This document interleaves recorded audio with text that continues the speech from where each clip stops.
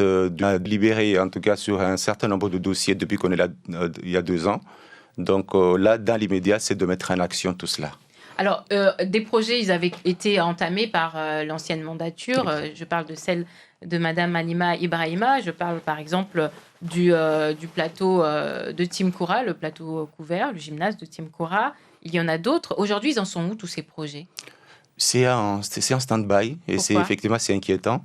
Ça fait partie de mes premières actions. Il va falloir donc dépoussiérer ces dossiers. Qu'est-ce qui bloque exactement? Qu'est-ce qui se passe? Pourquoi ça ne tourne pas? C'est le cas de ce plateau polyvalent de Timkoura. C'est un désastre chez nous, dans mon village, parce que là, c'est mon village natal. Ensuite, nous avons le dossier du marché couvert de Chirongui, aussi, qui est complètement à l'arrêt depuis plus de 4 ans. Nous avons aussi des lotissements qui sont quasiment en friche. Hein. C'est le cas à Balamani, c'est le cas à Mirereni. Donc, il y a du boulot à faire effectivement dans ces domaines-là.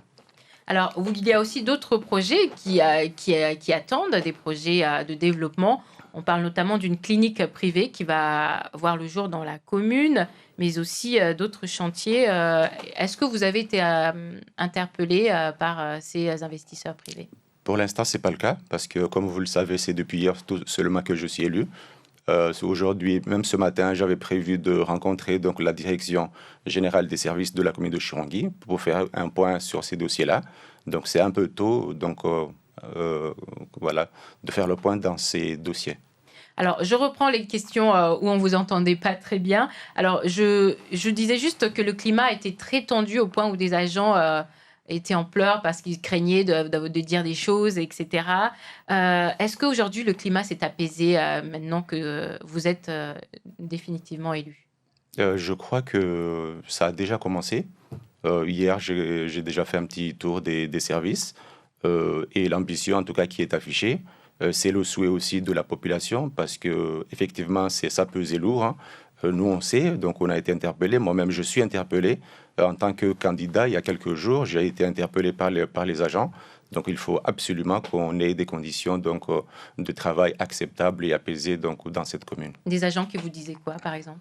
Il y en a qui subissaient, disons, des représailles parce qu'ils ont un membre de famille, par exemple, qui n'est pas du même bord politique que la majorité précédente. Voilà des questions de cette nature-là. Alors, comment justement vous allez faire pour travailler avec cette majorité hétéroclite? On l'a dit, il y a des listes qui avancent affrontées aujourd'hui, qui sont ensemble. Est-ce que vous ne craignez pas que tout ce qui s'est passé ces 2 dernières années, tous ces conflits ne se reproduisent sous votre mandature?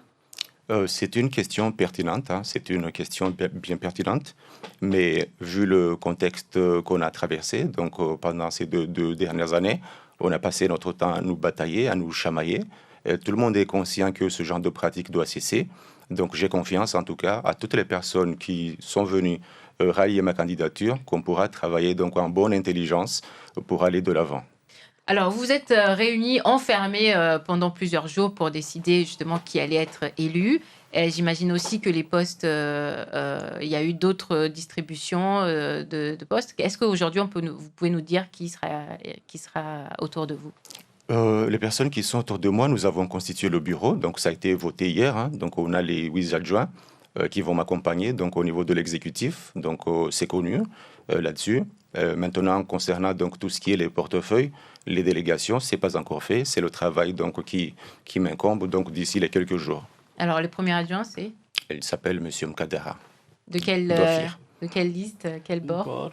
De la liste LR. LR. Tout à fait, oui. D'accord. Ouais. Et pour les autres, les deux suivants? Les deux suivants, donc j'ai Monsieur Abdillahi. Monsieur Abdillahi, donc de la liste LR également.